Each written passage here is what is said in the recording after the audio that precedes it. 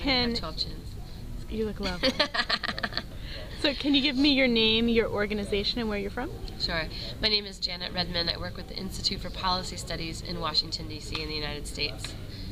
And Janet, do you think you can tell us a little bit about what a intervention is from civil society in the negotiations? Sure. So one of the tools that civil society has to communicate with the government delegations that are here at the UN Framework Convention on Climate Change is speaking out in the plenary sessions. And so those are the open sessions where party states have discussions amongst themselves, and civil society is allowed to observe in those conversations. One of the key pieces in which we participate in those is through an incredibly small window of time. It's called an intervention, and it's a time that we have a chance to make a 2-minute speech, basically, about what our concerns are. And those are taken up by the constituencies, and the various constituencies in the UNFCCC are women and gender, labor, the private sector and business, environmental NGOs, youth NGOs, municipal and kind of city NGOs. There's a number, there are about 7 or 8 of those constituencies, they're called. And so each constituency has a moment where they're allowed to say something. It's an interesting idea in concept. It actually gives you an official space as part of the record of the Framework Convention on Climate Change to have said something to the COP, to the parties that are at the COP. It's recorded and on the web stream for all of time. But what we're finding increasingly is that space is shut down. In particular for environmental NGOs and for folks in the Climate Justice Now network, we actually have to share that 2-minute spot with another large network of environmental NGOs called the Climate Action Network. And so we actually each only have 1 minute to say something. So basically our only chance to officially say something in the negotiating process is 1 minute long. And that's also at the discretion of the chair of that particular plenary. And so we're often told, occasionally we're told weeks ahead of time we'll have opportunities to speak. Sometimes we're told days ahead of time, sometimes hours ahead of time that we'll have an opportunity to speak. And so the ability for us to, assemble a consensus position, find volunteers who can sit inside the conference of the parties, and then sit there and wait to make a 1-minute intervention, of course, is a real challenge, especially when you're trying to have a democratic process around coming to positions in a consensus way. What's even more frustrating, however, is when we're not even able to make that 1-minute intervention we spent so much time trying to reach consensus on. And that happened again yesterday in something called the Conference of the Parties plenary. We had come together to make a 1-minute intervention about the Green Climate Fund, one of the most important conversations that's happening here at the COP, and speaking out specifically against the role of the private sector in that Green Climate Fund. And we were told that the chair decided we weren't going to be able to make an intervention on the agenda item we had asked for. And so that's it. We don't have any recourse. We can't petition to have it reopened. We can't talk to the chair personally. We have to go through a liaison's office.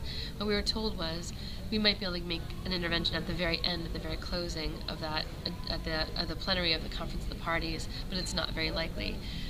So basically, not only was someone sitting there throughout the entire plenary waiting to make this intervention and was, told to wait, but even when we've prepared well, we're not able to speak our piece.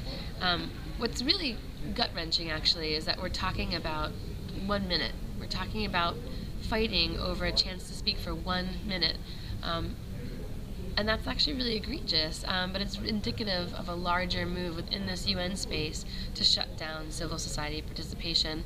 You can think of it as being part of a concerted effort, but I think it might not even necessarily be part of a plot or a plan. I think it's just part of a trend where civil society is we're organizing ourselves better and better every year to do actions, to do interventions, to understand the processes that are going on here and to speak out about them. And as I think government parties and the UN bureaucracy itself understands that we're understanding it more and more, they're less and less interested in having us here. And so we're seeing actions close down. We're seeing them limit the number of people who can be involved in actions. We're seeing, promises for interventions coming and going before we can intervene in those important official spaces. And I really think we need to call on the UN system as the one multilateral democratic space on the planet, where civil society even has a placard, a seat at the table, we should be able to speak in the same way that parties are able to speak. Those governments are making decisions on our behalf. We should at least have a space to speak our piece in those spaces. So beyond these interventions, is there any other way that civil society can engage with this process here at the UNFCCC?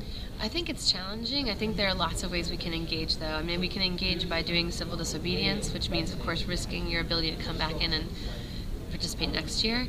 I think we should be demanding that we have spaces to do actions. We have spaces to speak with our governments and the governments of other countries and speak to each other. We can also do things on the inside that connect us with the outside. So we can do press work here. We can do advocacy work with delegates. We can do street theater. We can do all the kinds of things that we do on the outside and connect to the folks who are doing things, for example, in the Speaker's Corner or in the Occupy spaces around the world. But we should in particular be pushing our governments to be pushing for civil society participation. We should be pushing on other UN agencies and other UN processes that have better participation, like the Global Fund for AIDS, TB and Malaria, Montreal Protocol, where there's much more open space. In fact, in many of those funds and processes, civil society actually has a seat literally at the table and can speak as a participant. So we should really be thinking about how we push this space open by using the precedent of other kinds of UN agencies and UN processes that exist already. I don't know how long you've been attending these negotiations, but can you give any historical perspective on this, if this is a trend or if this is a new phenomenon?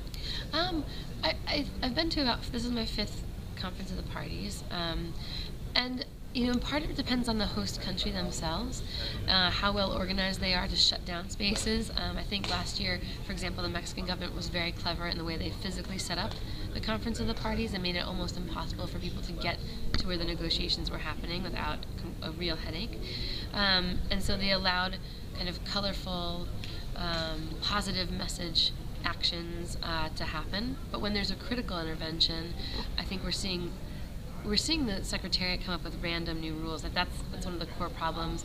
The trend is to shut down space. The trend is also to just kind of make up random rules. This year the new rule is you can't have more than 14 or 15 people at an action. Last year the rule was you had to give 24-hour notice before an action. The year before that you couldn't say names of institutions, like the World Bank, who has a real finger in the negotiations themselves, yet we're not allowed to talk about their role here. We're not allowed to talk about the real guts of the issues. So actually you're seeing rules change and be more constricting as you go forward in this process. So it's alarming to think what could happen next year. Could we not speak at all? Will we not have any action space at all? Will we not be able to express our opinions and our demands in this most democratic space on the planet? It's a real concern. Do you foresee next year, it's been confirmed that next year the talks are going to be held in Qatar. Right. Do you think perhaps you can make any commentary on what that might look like? I think it's really horrifying. Actually, I think it's quite scary. It reminds me of a conversation I was having with a colleague when the World Bank IMF annual meetings were moved to Singapore one year. And so many of the folks that have been most active inside the real substantive issues on the World Bank, but also most active in terms of doing civil society activities, were blacklisted, actually, and were warned by their governments not to go to Singapore or they'd be jailed. So, it really makes me wonder whether or not we'll have any space next year, inside or outside, to express the demands of civil society and those most impacted by climate change. Thank you, Janet. Is there anything else you'd like to add? I think that's it. Thank you. Thank you.